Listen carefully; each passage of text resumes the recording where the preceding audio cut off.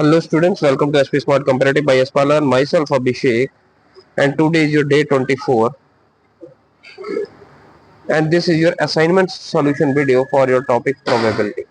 So let's start it. Your first question is, suppose there is a chance of newly constructed building to collapse. एक newly constructed building है बेटा, जिसमें chance है कि बच्चे वो बिल्डिंग कोलैप्स हो सकता है। ठीक है, अब उसमें कंडीशन क्या है, weather the design is faulty और नॉट। तो एक न्यूली कंस्ट्रक्टेड बिल्डिंग है वो कोलैप्स हो सकती है और उसकी कंडीशन है कि whether the design is faulty और not. The chance that the design is faulty is 10% and the chance that the building collapse is 95% if the design is faulty। अगर डिजाइन फॉल्टी है बेटा तो बिल्डिंग कोलैप्स होने के chances क्या है, 95%। तो ये आपको ऐसा नहीं दिख रहा कि event A when B has happened, तो प्रोबेबिलिटी किसका बेटा, कि प्रोबेबिलिटी के डिजाइन तो फॉल्टी है, उसकी वजह से क्या हो गया, बिल्डिंग कोलैप्स हो चुका है। तो दो कंडीशन है, एक फॉल्टी एफ, हम एक फंक्शन ले लेते हैं, एफ क्या है, फॉल्टी डिजाइन। तो एफ कॉम्प्लीमेंट किसके इक्वल आ जाएगा, नॉट फॉल्टी डिजाइन। ठीक है, उसके बाद सी आ गया, building collapse, C for building collapse. तो कंडीशन क्या है, the chance that the design is faulty, the chance that the design is faulty. तो प्रोबेबिलिटी ऑफ फॉल्टी डिजाइन कितना है बेटा, यहाँ पे 10% है। तो 10% कितना हो जाता है बच्चे, 10/100 विच इज इक्वल टू 0.1। तो प्रोबेबिलिटी ऑफ नॉट फॉल्टी कितना होगा बेटा, प्रोबेबिलिटी ऑफ नॉट फॉल्टी होगा 1 minus probability of faulty design which is equal to 1 minus 0.1 which is equal to 0.9। ठीक है, क्वेश्चन है उसके बाद, the chance that the building is collapsed if the design is faulty। तो अब design faulty है बेटा और बिल्डिंग कोलैप्स कर चुका है, तो उसका चांसेस क्या है, 95%। 95% means 95/100 which is equal to 0.95। ठीक है, and if the design is faulty, if the design is faulty otherwise it is 45%। the chance of building collapse is 95%। Building collapse के चांसेस 95% है, कब, अगर डिजाइन फॉल्टी है। तो अदरवाइज का मतलब है कि डिजाइन फॉल्टी नहीं है लेकिन बिल्डिंग फिर भी कोलैप्स कर गया, उसके चांसेस हैं बच्चे 45%। 45% का मतलब होता है 0.45। ठीक है, it is seen that the building is collapse. अब आपको क्या कहा है कि बिल्डिंग कोलैप्स हो चुका है, what is the probability that, जैसे ये कंडीशन पहले पता थी फॉल्टी है तो आपको पता है कि ये बिल्डिंग कोलैप्स हो जाएगा, लेकिन अब जैसे एक बिल्डिंग बन गया, उस बिल्डिंग में क्या हो गया कि वो कोलैप्स हो गया। अब आपको बताना है what is the probability that it is due to faulty design. अब आपको बताना है कि ये डिजाइन फॉल्टी है। ठीक है, तो आपको क्या फाइंड आउट करना है, building collapse, what is the probability that it is due to faulty. आप लोग इसके किसके ऊपर लिखेंगे, F intersection C upon probability of ए।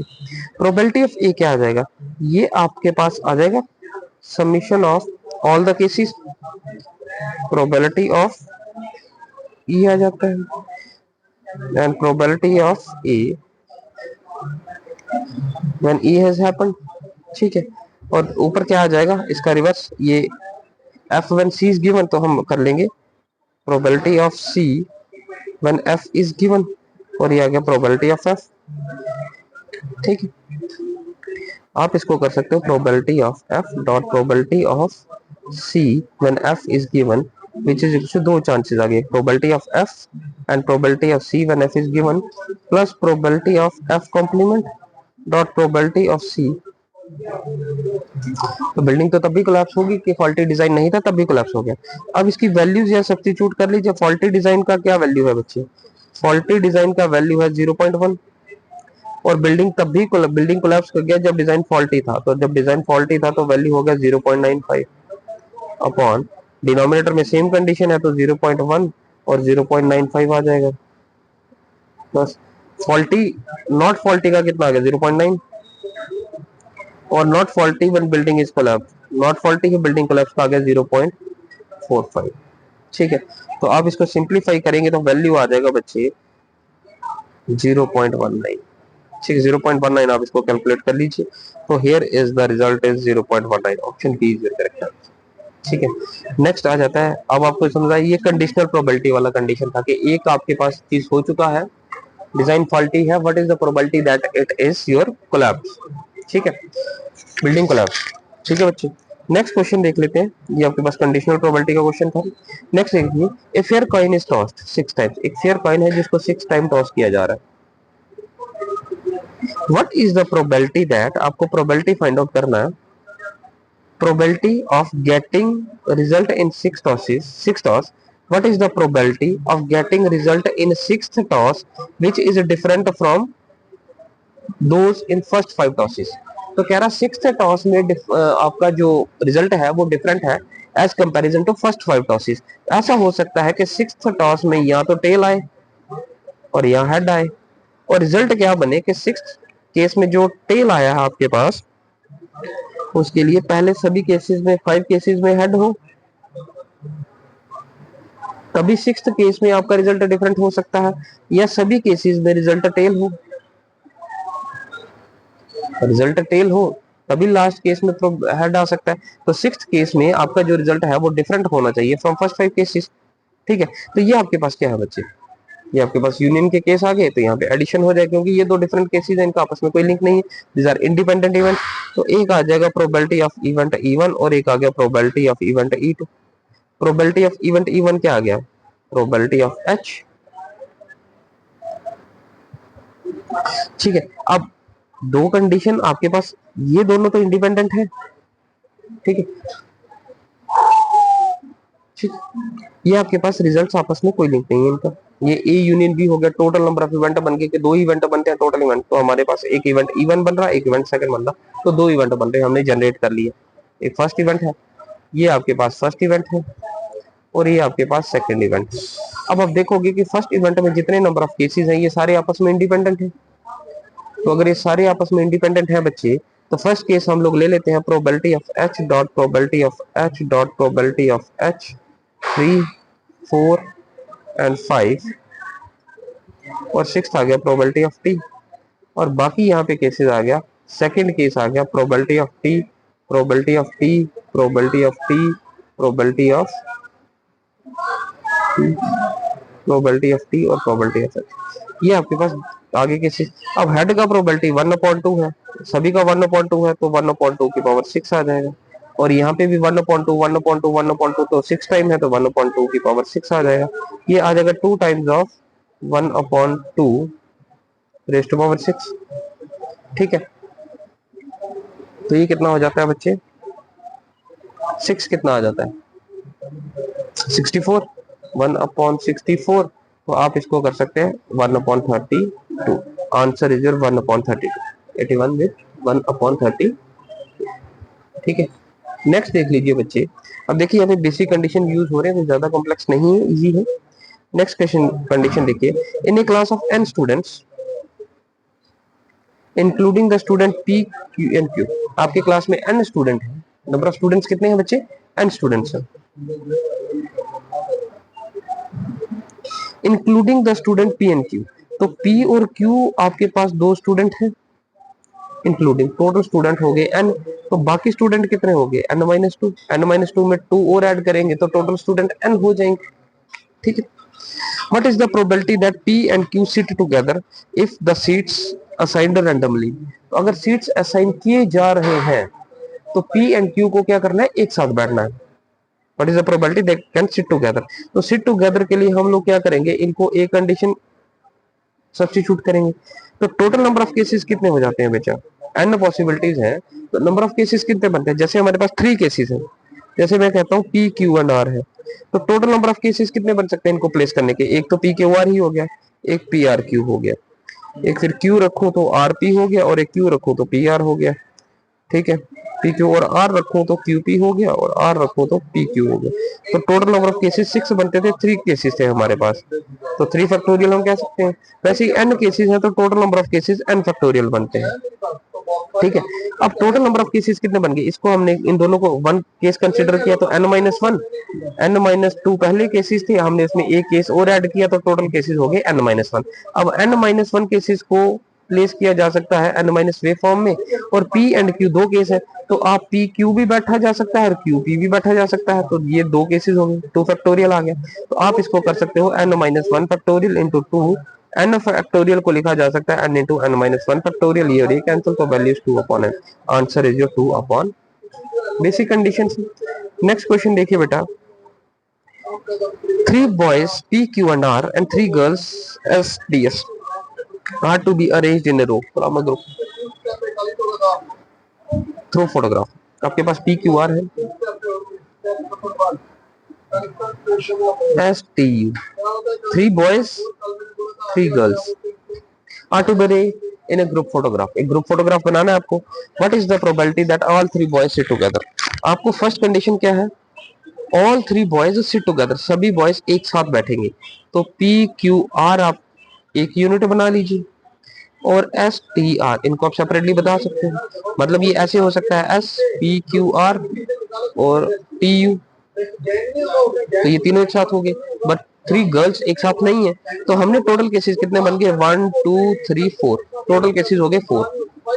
ठीक है, डिनोमिनेटर में टोटल केसेस कितने हैं 1 2 3 4 5 6, तो टोटल 6 केसेस हैं, लेकिन अब 3 बॉयज को एक साथ आना है तो नंबर ऑफ केसेस 4 हो गए, तो 4 फैक्टोरियल हो गया। अब 4 फैक्टोरियल तो हो गया, लेकिन यहाँ 3 बॉयज एक साथ है तो पी क्यू आर ही थोड़ी बैठेंगे, वो आर पी क्यू भी हो सकते हैं, इस तरह से हो सकते हैं, तो 3 केसेस के लिए 3 फैक्टोरियल आ जाएगा। इसको आप सिंप्लीफाई करोगे तो 4 फैक्टोरियल मल्टीप्लाइड बाई 3 फैक्टोरियल 6 के इक्वल होता है, 6 मल्टीप्लाई 5 मल्टीप्लाई 4 फैक्टोरियल, 4 और 4 6 और 6 cancel, value is your 1/5। Value किसके इक्वल आ जाएगा बच्चे 1/5 के इक्वल, आंसर इज योर 1/5।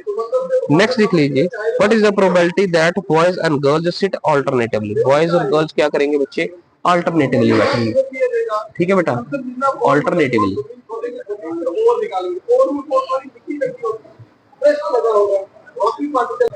अल्टरनेटिवली बैठेंगे तो हम लोग इसको कह सकते हैं कि वो बॉय, एक बॉय हो सकता है, एक गर्ल हो सकता है, बॉय, ऐसा ही है। तो अगर यहाँ पे फर्स्ट केस में 3 केसेस होंगे, यहाँ पे 2 केसेस, यहाँ पे 1 केस। ठीक है, गर्ल्स के केसेस में फर्स्ट पोजीशन के लिए 3 पॉसिबिलिटीज है, सेकंड के लिए 2 और थर्ड के लिए 1, तो टोटल केसेस कितने बन गए, टोटल तो 6 फैक्टोरियल ही है। ठीक है, बॉयज के लिए कितना आ गया 3 फैक्टोरियल। अब इसको हम सभी को मल्टीप्लाई करने 3 मल्टीप्लाई 3 मल्टीप्लाई 2 मल्टीप्लाई 2 मल्टीप्लाई कर लिए। अब लेकिन हमारे पास केस तो ऐसे भी बन सकता था कि हम गर्ल को पहले बैठा सकते थे बॉयज को,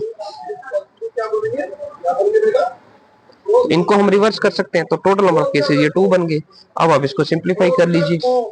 ठीक है, इनको सिंप्लीफाई करेंगे, ये दो तरह के केसेस बन सकते हैं। अब यहाँ पे P है और यहाँ S है, तो आप एस पी कर सकते हैं, कंडीशन बन सकता है इस तरह से। एक और कंडीशन, अगर आप इसको सिंप्लीफाई करेंगे तो 2 multiply 3 multiply 3 multiply 2 multiply 2 which is 6 factorial multiply 5 6 multiply 5 multiply 4 multiply 3 multiply 2, तो this is 3 multiply 2 6, 3 multiply 2 3 multiply 2 1/10, तो answer is your 1/10।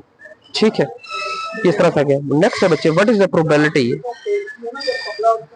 That P and Q, what is the probability no 2 girls sit together. अब हमारे पास condition है कि no 2 girls sit together, कोई भी 2 girls एक साथ नहीं बैठ सकते। ठीक है, तो हम बॉयज को बिठा सकते हैं ऐसे, बॉयज आगे,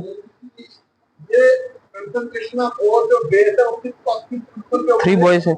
अब गर्ल्स जो है no 2 boys sit together, 2 girls एक साथ नहीं बैठ सकते, तो हम सभी गर्ल्स को सेपरेट बिठा सकते हैं। तो total number of possibility 6 factorial है, बॉयज की पॉसिबिलिटीज 3 फैक्टोरियल है, और गर्ल्स सेपरेटली बैठेंगे तो 4 पोजीशन है। ठीक है, 4 पोजीशन है, और 4 में से 3 गर्ल्स है आपके पास, क्योंकि गर्ल्स तो 3 है, तो आपको 4 में से 3 गर्ल्स चूज करनी, 3 पोजीशन चूज करनी, तो 4p3 कर सकते हैं आप लोग, क्योंकि पोजीशन तो मैटर एक रखे girls.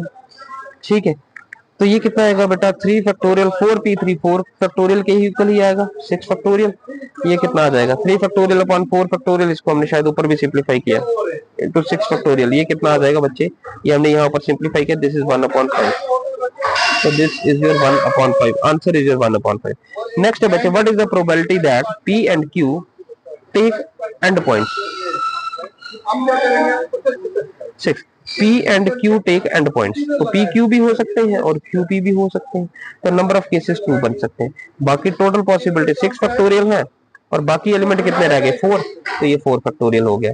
2 multiply 6 multiply 5 multiply 4 factorial cancel 2 3, this is 1/15। answer is your 1/15।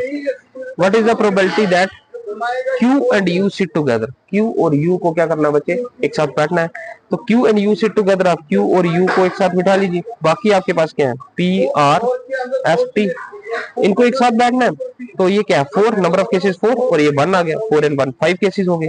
ये आ गया 5 फैक्टोरियल अपॉन 6 फैक्टोरियल।